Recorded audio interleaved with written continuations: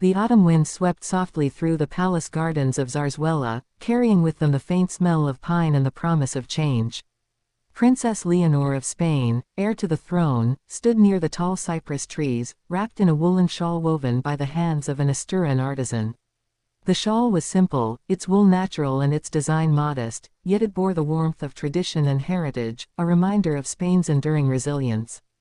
Beside her walked Infanta Sofia, her younger sister, who always seemed to notice the details others missed. She reached out and ran her fingers along the texture of Leonor's shawl, smiling softly. "Do you ever feel," Sofia began, "that our lives are stitched like this wool? Threads pulled together, sometimes tight, sometimes loose, but still holding as one." Leonor turned, her blue eyes thoughtful. "Yes," she said quietly. "And sometimes I wonder if one loose thread could change everything." The sisters fell silent for a moment, listening to the rustling leaves. The palace behind them was heavy with protocol, expectation, and the long shadow of the crown. But out here, wrapped in wool, they were simply two sisters whispering to each other in the language only they understood. The shawl had been a gift from their grandmother, Queen Sofia, who believed in passing down small tokens as symbols of endurance. "Wool is humble but strong," she had told them. "It carries warmth through the coldest nights. Never underestimate what seems ordinary." Leonor often carried the shawl during her studies at the military academy, especially in moments of fatigue or loneliness. Each fold whispered stories of her ancestors, of kings and queens who had worn crowns of gold but sought comfort in simple cloth. For Sofia, the shawl represented something different, the bond she shared with her sister. "When you wear it," Sofia confessed one evening, "I feel like you're still close, even when duty takes you away."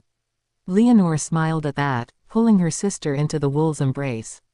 "Then let it be our secret," she whispered. "A whisper in wool, just for us." The world beyond the palace walls often compared the sisters.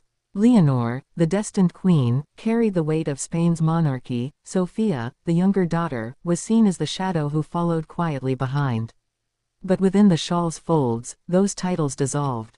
Sofia, with her keen wit and unshakable honesty, reminded Leonor that being queen was not only about power but about humanity. "Equations don't balance with just one number," Sofia said one night as they worked through homework together. "You need both sides. You're one part, and I'm the other. Together, we make sense." Leonor laughed, nudging her sister.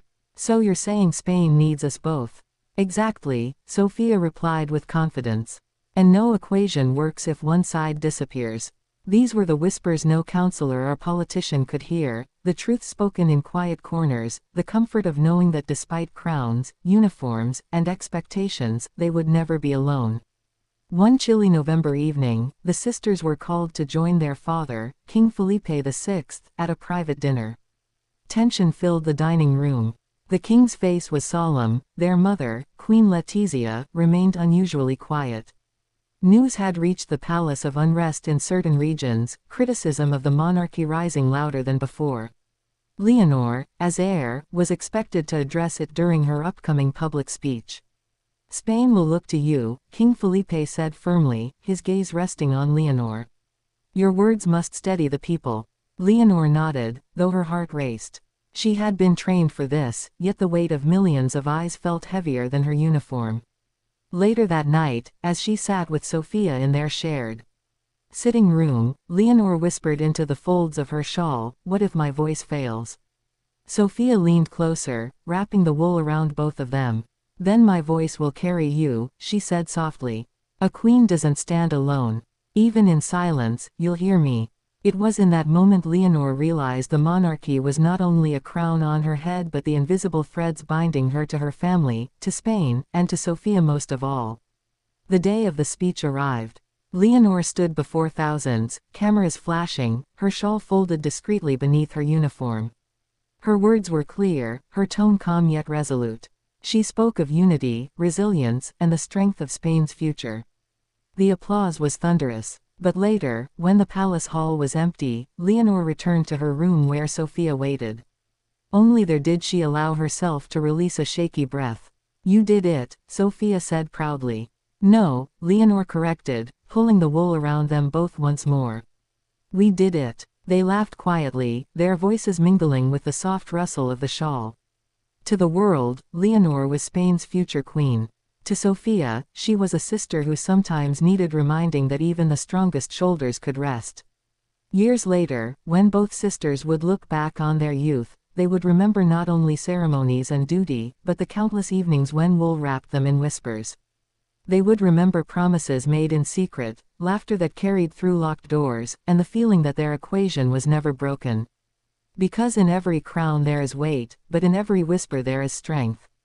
And for Leonor and Sofia, the shawl was more than cloth, it was a legacy stitched with love, resilience, and the unspoken truth that Spain's future rested not on one princess alone, but on the bond of two sisters.